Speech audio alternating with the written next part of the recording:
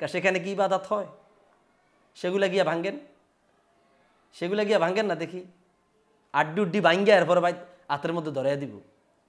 আপনি যদি এতই ইসলাম প্রতিষ্ঠা করতে চান তাহলে মাজার লগের সাথে সাথে নাইট ক্লাবগুলো ভেঙে ফেলেন। কিন্তু কিছু কিছু প্রতিষ্ঠানে, শুধু মাদ্রাসা বলবো না, স্কুল কলেজ ইউনিভার্সিটিতে বিভিন্ন জায়গায় বলৎকার হয়। তাহলে খবরের কাগজে তো এটা নতুন না, হাজার হাজার কাটিং খবরের কাগজ দেখান যাব যে শিশু বলৎকার হচ্ছে বিভিন্ন মাদ্রাসায়, বিভিন্ন কলেজ ইউনিভার্সিটিতে। তাহলে মাদ্রাসায়, কলেজ ইউনিভার্সিটির কথা বাদ দিলাম, মাদ্রাসায় যে বলৎকার হয়, তাহলে বলৎকারের কারণে তো মাদ্রাসা ভাঙ্গা জরুরি। আসসালামু আলাইকুম ওয়া রাহমাতুল্লাহি ওয়া বারাকাতুহু। আলহামদুলিল্লাহ ওয়াসসালাতু ওয়াসসালামু আলা সাইয়্যিদিনা রাসূলিল্লাহ, আম্মা বাদ। মুহতারাম হাজিরিন, আজকে আলোচনা করব মাজার ভাঙ্গার বিষয়ে। সম্প্রতি সময়ে দেখা যাচ্ছে ইসলামপন্থী, নাম দিয়েছে ইসলামিস্ট বা ইসলামপন্থী এক দল, বিভিন্ন জায়গায় গিয়ে মাজার ভাঙতেছে এবং মন্দির পাহারা দিতেছে। আউলিয়ায়ে কেরাম, আল্লাহর ওলি বুজুর্গ ব্যক্তিদের মাজারাত ভেঙ্গে মাটির সাথে মিশিয়ে দিচ্ছে এবং মন্দিরে যেখানে শিরিক হয়, সরাসরি মূর্তি পূজা হয়, সেই জায়গাগুলা তারা পাহারা দিচ্ছে।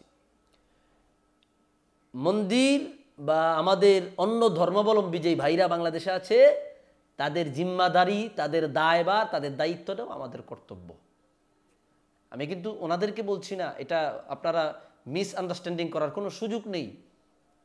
আমি বুঝাতে চাচ্ছি, একদিক দিয়ে আল্লাহর ওলিদের মাজার ভাঙছে, আরেক দিক দিয়ে মন্দির পাহারা দিচ্ছে। মন্দির বা অন্য ধর্মাবলম্বী ভাইদের সর্বোচ্চ সুরক্ষা দেওয়া বাংলাদেশের গণতান্ত্রিক অধিকার, প্রশাসনিক অধিকার, এটা অবশ্যই সে পাবে, নিশ্চিতভাবে পাবে। কিন্তু আপনি একদিক দিয়ে মাজার ভাঙছেন, আরেক দিক দিয়ে মন্দির পাহারা দিচ্ছেন। আপনাদের জন্য একটি হাদিস, সহিহ আল বুখারী হাদিস নাম্বার 6926, সহিহ বুখারী হাদিস নাম্বার 6926, আর মূল কিতাবের হাদিস নাম্বার হচ্ছে, আপনাদেরকে বলছি, 4351। দেখেন, আল্লাহর হাবিব সাল্লাল্লাহু আলাইহি ওয়াসাল্লাম একদিন হযরত আলী রাদিয়াল্লাহু তাআলা ইয়েমেন থেকে মাটি মিশ্রিত স্বর্ণ নিয়ে আসছেন হুজুরের কাছে। হুজুর চার ব্যক্তিকে নজদের 4 ব্যক্তিকে ওই মাটি মিশ্রিত স্বর্ণগুলো দিয়ে দিলেন, ভাগ করে দিয়ে দিলেন। ফাকালাত কুরাইশুন ফাগাদিবাত কুরাইশুন, কুরাইশের কিছু লোক রাগান্বিত হয়ে গেলেন। ফাকালু আতুতি সানাদিদা নাজদ ওয়া তাদাউনা, মুহাম্মদ সাল্লাল্লাহু আলাইহি সাল্লাম আপনি স্বর্ণগুলো নজদের 4 জনকে দিয়ে দিলেন, আর কুরাইশ আমাদেরকে ছেড়ে দিলেন, আমাদেরকে দিলেন না। রাসূল করিম সাল্লাল্লাহু আলাইহি সাল্লাম বলেন, ইন্নামা ফাআলতু যালিকা লিআতাআল্লাফাহুম, আমি তাদেরকে আকৃষ্ট করবার জন্য, ধর্মের প্রতি, দ্বীনের প্রতি আকৃষ্ট করবার জন্য দিয়েছি। ফাজা রাজুলুন কাসসুল লিহিয়া, অতঃপর দেখলাম এক ব্যক্তি আগমন করলো, ঘন দাড়ি, একেবারে বড় বড় দাড়ি, এরপরে টাগরা চোখ, এই আপনার যে গলা বা ঘেডি একবারে পুরা। রসুল তার আলামত বলতেছে, ঘেডিটা একেবারে পুরা, গর্দান পুরা, গোস্তে পুরা। মাখলুকুর রাসি, মাথা মুন্ডানো, খেয়াল করেন, মাখলুকুর রাসি, মাথা মুন্ডানো, ঘন দাড়ি, ঘেডি একবারে মোটা, মাথা মুন্ডানো, টাক্কা বেল্লা আর কি, টাক্কা, এরকম একটা লোক আসলো। ফাকালা ইত্তাকিল্লাহ, লোকটা এসে বলল, আল্লাহকে ভয় করুন। ফাকালা সাল্লাল্লাহু আলাইহি সাল্লাম, আল্লাহর হাবিব বললেন, ফামাইয়ুতিল্লাহ ইন আসাইতুহু, আমি যদি দুনিয়াতে অবাধ্য হই তা আল্লাহকে ভয় করার, আল্লাহর অনুগত্য করার আর কে বাকি আছে? আল্লাহকে অনুগত্য করার আর কে বাকি আছে? এই দীর্ঘ হাদিস বলার পরে লোকটা চলে গেল। এক ব্যক্তি অনুমতি চাইল, হুজুর তাকে হত্যা করার অনুমতি দেন। আল্লাহর হাবিব সাল্লাল্লাহু আলাইহি ওয়া সাল্লাম বললে, ইন্না মিন ইহাদা কওমান ইয়াকরাউনাল কুরআন লা ইউজাউযু জানাহিরাহুম, এই ধরনের ব্যক্তিদের নসল থেকে এমন কিছু লোক আসবে যে তারা কোরআন তালাওয়াত করবে, কিন্তু কোরআন তালাওয়াতের সুর তাদের কণ্ঠনালী ভেদ করে নিচে যাবে না। ইয়াকতুলুনা আহলাল ইসলাম, তারা আহলে ইসলাম মুসলমানদের হত্যা করবে। ওয়ায়াদাউনা আহলাল আওসান, মূর্তি পূজারীদেরকে সহযোগিতা করবে, ছেড়ে দিবে। কি বলছে চমৎকার কথা, ইয়াকতুলুনা আহলাল ইসলাম ওয়ায়াদাউনা আহলাল আওসান, তারা মুসলমানদেরকে হত্যা করবে, আঘাত করবে, হ্যাঁ, অত্যাচার করবে, মুসলমানদের উপর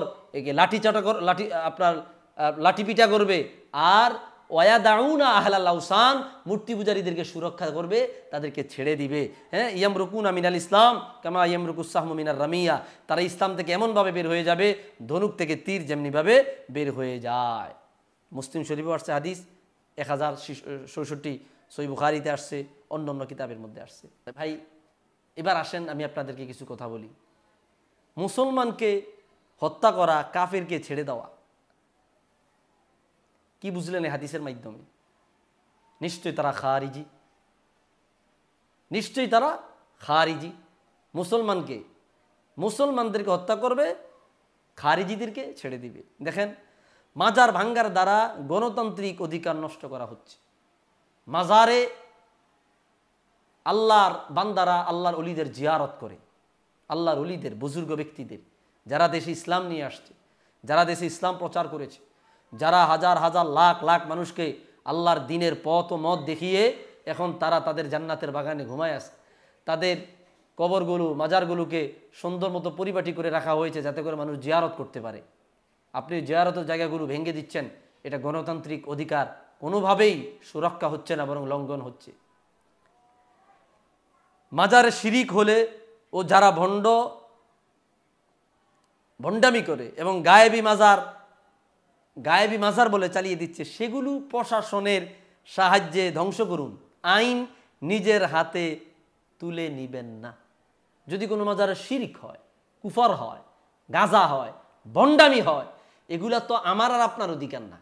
এগুলা আমরা প্রশাসনের সহযোগিতায় সেগুলো আমরা কি করব? সেগুলো আমরা দূর করব।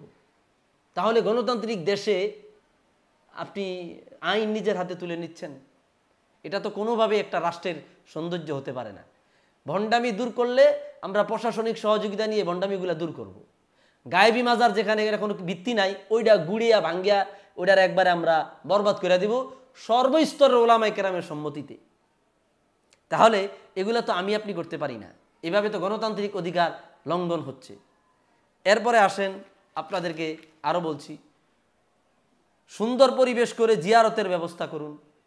আপনারা সেখানে গিয়ে মাজার ভাঙতেছেন, মাজার না ভেঙ্গে যেগুলা শিরকি কুফুরি কার্যক্রম আছে এগুলা সরায়া এটাকে সুন্দর মতো পরিবেশ তৈরি করে আপনি নিজে একটা তালিমি জলসা চালু করে দেন না। আপনার থেকে মানুষ শিক্ষা নিবে, জাতি শিক্ষা নিবে যে এতদিন চলছে গাজা আর এখন চলতেছে আল্লাহ জিকির, এটা দেখতে তো সুন্দর দেখা যাবে। আপনি সেটা না করে কি করলেন? ভেঙে দিলেন। এবার আসেন, বাংলাদেশে সুন্নি মুসলমান 70%-এর বেশি। যদি তারা ফেতনায় বিশ্বাসী হতো, এই ইসলামপন্থী নাম দিয়ে যারা ফেতনা করে তাদের দমাতে মাত্র একদিন সময় লাগবে। বাংলাদেশে সুন্নি মুসলমান 70%-এর বেশি। ইসলামপন্থী নাম দিয়ে যারা মাজার ভাঙতেছে, মাজারে গিয়া উল্টাপাল্টা কার্যক্রম করতেছে, মসজিদ দখল করতেছে, মাদ্রাসা দখল করতেছে, আজকে যদি সুন্নি মুসলমানরা যদি ফেতনায় বিশ্বাসী হতো আপনাদের মতো, তাহলে আপনাদেরকে গায়েল করতে একদিন সময় লাগতো। কিন্তু আমরা তো ফেতনায় বিশ্বাসী না।